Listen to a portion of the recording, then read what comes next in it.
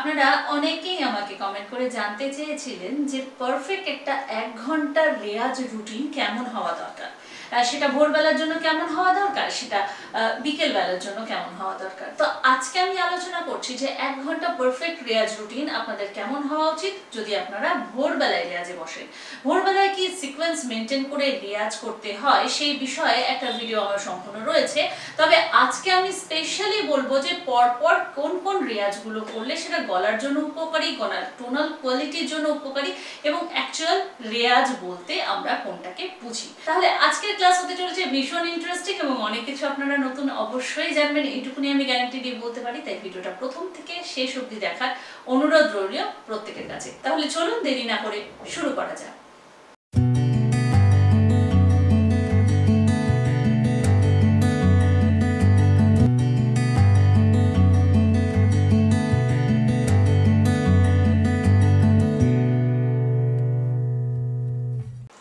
নমস্কার, আমি বাবলি বিশ্বাস আর আপনাদের স্বাগত আমার চ্যানেলে। আপনাদের কমেন্ট থেকে এবং ক্লাস করাতে গিয়ে এটুকুনি বিষয় তো আমার কাছে পরিষ্কার হয়ে যায় যে অ্যাকচুয়াল রেয়াজ বলতে কি সেটা আপনারা জানেন না। অনেকেই জানেন যে হারমোনিয়াম নিয়ে গান করতে বসা মানেই হচ্ছে রেয়াজ, কিন্তু রেয়াজ এবং গান গাওয়া বা রাগ গাওয়া এই দুটোর মধ্যে কিন্তু অনেকটাই পার্থক্য রয়েছে। প্রথম কথা হচ্ছে রেয়াজ জিনিসটা কি, রেয়াজ আমরা কেন করি, রেয়াজ করার বেনিফিট কি, বা যে কোনো গান বা যে কোনো রাগ করলে কি সেই বেনিফিটগুলো পাওয়া যায় বা সেটাকে কি রেয়াজ বলে? তাহলে উত্তর হচ্ছে না, সেটা রেয়াজ নয়।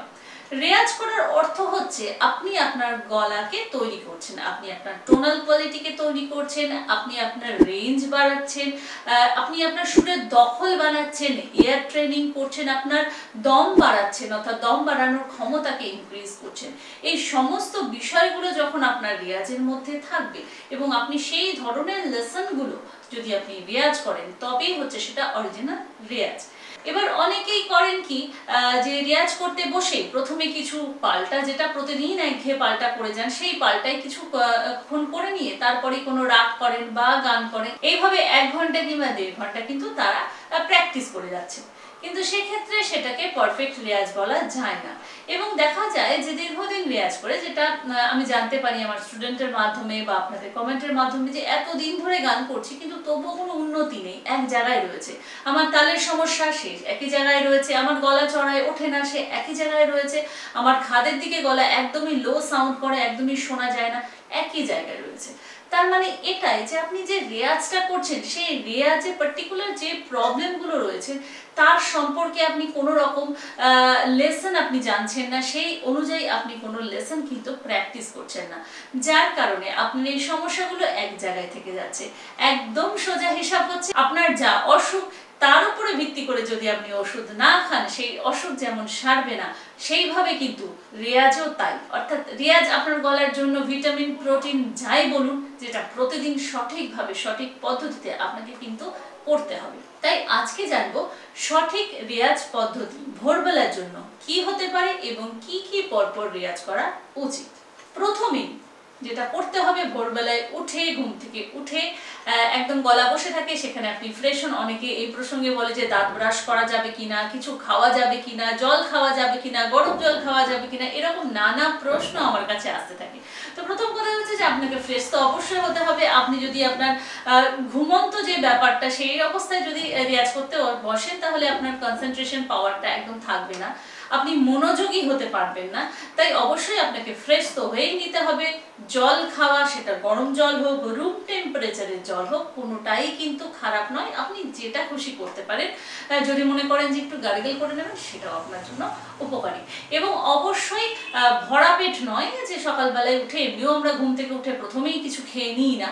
চায়ের প্রসঙ্গ অনেকে বলেন যে চা খাওয়া বা কফি খাওয়া যাবে কিনা, তো অবশ্যই সেটা করতে পারেন, সেটা গরম জিনিস, কিন্তু তাতে চিনি না থাকাই ভালো। তো এই অবস্থায় আপনি রেয়াজ করতেই পারেন সকালবেলায় উঠে। প্রথমেই যেটা সেটা হামিং। কেমন করে হামিং করতে হয় আমার প্রচুর ভিডিওতে বলা আছে, হামিং এর ওপর, ওমকারের ওপর স্পেশাল ভিডিও রয়েছে, আপনারা আই বাটনে তার লিংক পেয়ে যাবেন, আপনারা থাম্বনেল গুলো দেখতে পাচ্ছেন, আপনারা প্লিজ গিয়ে প্লে লিস্ট চেক করে নিন। তাহলে প্রথমেই করবেন 1 নম্বরে হচ্ছে হামিং, 2 নম্বরে হচ্ছে ওমকার।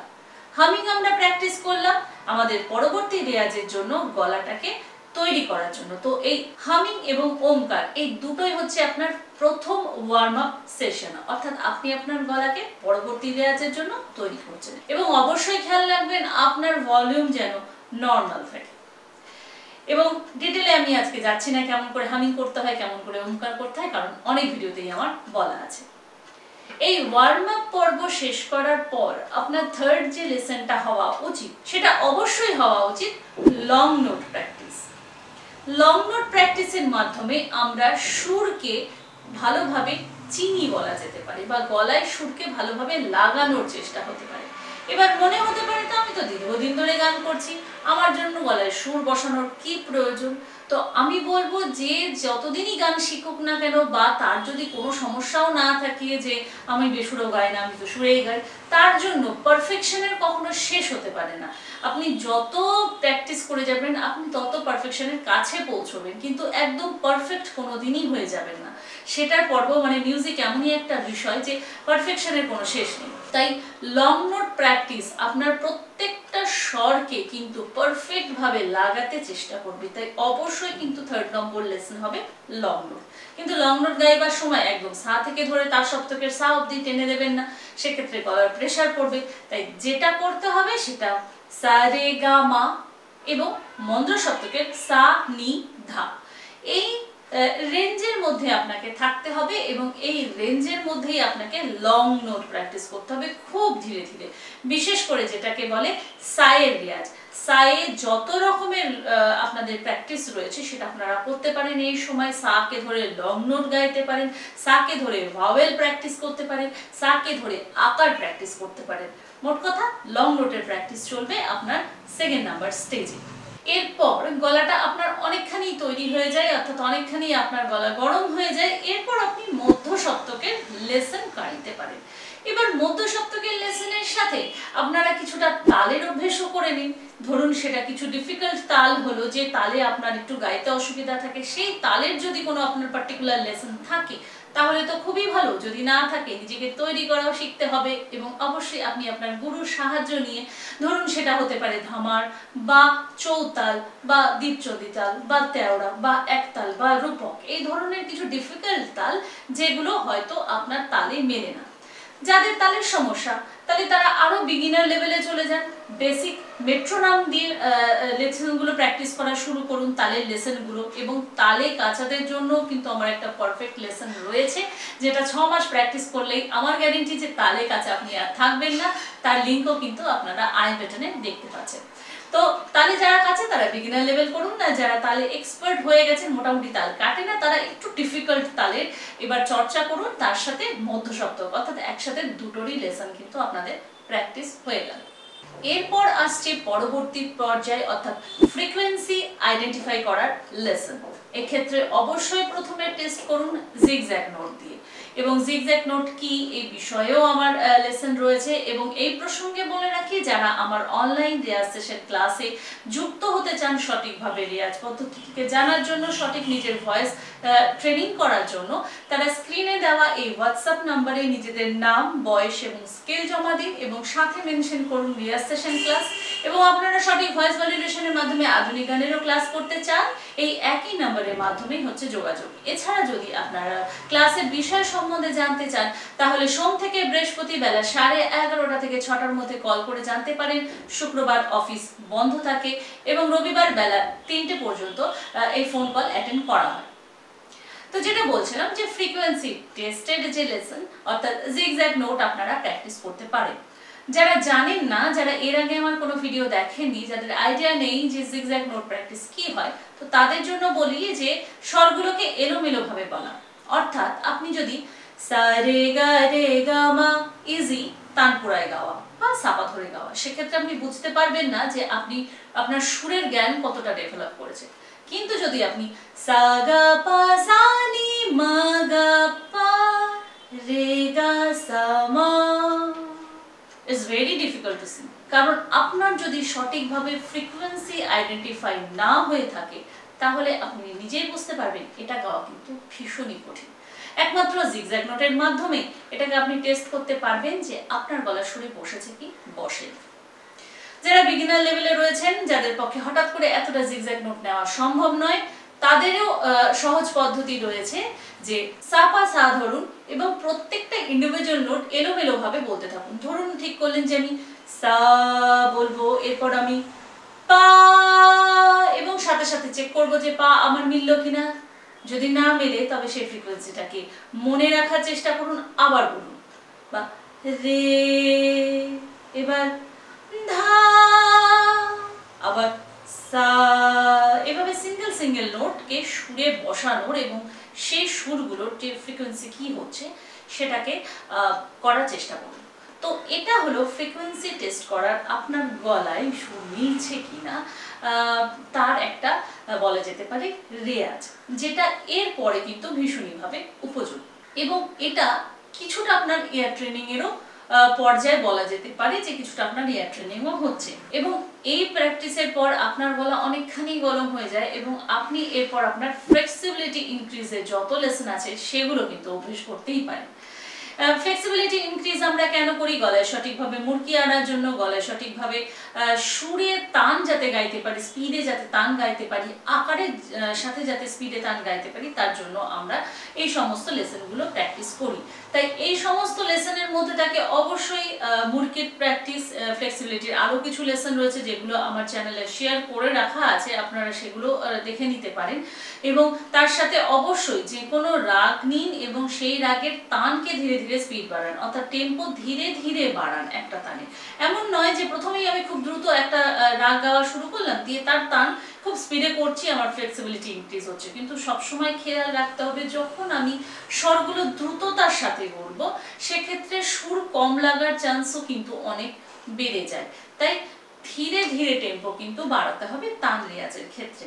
তো এই রেয়াজ সম্পূর্ণ করে নেওয়ার পর বাকি যে সময়টুকুনি থাকে সেই সময়টুকুনি আপনি ইয়ার ট্রেনিং এ সময় দিন। কানকে শুনতে হবে যে আপনি সুরে গাইছেন কিনা। সেক্ষেত্রে যে কোনো নোট আপনি কারো সাহায্য নিয়ে এটা করতে পারেন, যে সে কোনো একটা নোট বাজালো সেটাকে আইডেন্টিফাই করা যে সেটা মা বাজলো না পা বাজলো। এটা যদি আপনি বাড়ির কারোর সাথে হেল্প নেন তাহলে সব থেকে বেশি সুবিধা হয়। বা যদি কেউ না থাকে তো উল্টোটা করে নিতে পারেন, যেটা কিছুক্ষণ আগে বললাম যে ফ্রিকোয়েন্সি আইডেন্টিফাই সময় আপনি যেটা করেছেন, এবার আপনি করলেন যে কোনো একটা স্বরকে বললেন এবং সেটা যে কি স্বর আকার দিয়ে বললেন, যে এটা কি স্বর, বা এটা যে আমি গাইছি এটা কি স্বর, বা এটা কোন স্বর, বা আমি কি গাইলাম, গামা রে। যদি আপনি বলতে পারেন তাহলে আপনার ইয়ার ট্রেনিংটা হচ্ছে। তো একদম শেষের 10 মিনিট রেখে দিন এই ইয়ার ট্রেনিং এর জন্য। এই সিকোয়েন্স মেনটেন করে যদি আপনি সম্পূর্ণ রেয়াজটা করেন তাহলে অবশ্যই এটা 1 থেকে 1.5 ঘন্টার একটা সলিড রেয়াজ হয়। এবং এটা যদি আপনি দীর্ঘ 6 মাস, দীর্ঘ 1 বছর ননস্টপ করে যান, আপনার গায়কিতে ভীষণভাবে পরিবর্তন আসবে, আপনার সুরের দখল ভীষণভাবে বাড়বে এবং মিউজিককে জানার, দেখার পরিধিও অনেকটাই বেড়ে যাবে। তো এই সঠিক পদ্ধতিতে রেয়াজ করা, এটা আমি ভোরবেলার যেটা আপনারা জানতে চেয়েছেন আজকে আমি আপনাদের সাথে শেয়ার করলাম। এই পদ্ধতিতে আমি রেয়াজ করি, আমার গুরু আমাকে এইভাবে শিখিয়েছেন, যেটা আপনাদের সাথেও আমি আজকে শেয়ার করলাম। তো আপনারাও এইভাবে এই সমস্ত লেসনগুলো করুন, প্র্যাকটিস করুন। অবশ্যই আপনারা যেখানে আজকে রয়েছেন সেখান থেকে অনেকটাই উন্নত হবে। তাহলে এই ছিল আজকের ভিডিও। কেমন লাগলো অবশ্যই আপনারা আপনাদের ভালোবাসা আমাকে প্রতি মুহূর্তে কমেন্টের মাধ্যমে দেখান, তার জন্য অনেক অনেক ধন্যবাদ আপনাদেরকে। এবং পরবর্তী ভিডিও কি হবে সেটাও আমাকে জানাতে আপনারা সাহায্য করেন আপনাদের কমেন্টের মাধ্যমে, যার কারণে আমি এই সমস্ত ভিডিওগুলোকে বানাতে পারি। তার জন্য অনেক অনেক ধন্যবাদ আপনাদের প্রত্যেককে। এছাড়াও আমার সোশ্যাল মিডিয়ায় যদি আমাকে ফলো করতে চান তাহলে লিংক রয়েছে ডেসক্রিপশনে। এবং যারা আমার চ্যানেলে এখনো সদস্য হননি, যারা এখনো আমার চ্যানেলটিকে সাবস্ক্রাইব করেননি, তাদের কাছে আমার রিকোয়েস্ট, প্লিজ চ্যানেলটিকে সাবস্ক্রাইব করুন এবং পাশে থাকা রেড বাটনটি অন করে দিয়ে অল নোটিফিকেশন সিলেক্ট করতে ভুলবেন না। তাহলে আজকে এই পর্যন্তই, দেখা হচ্ছে পরবর্তী ভিডিওতে। সবাই ভালো থাকুন, সুস্থ থাকুন এবং সঙ্গীতময় থাকুন। নমস্কার।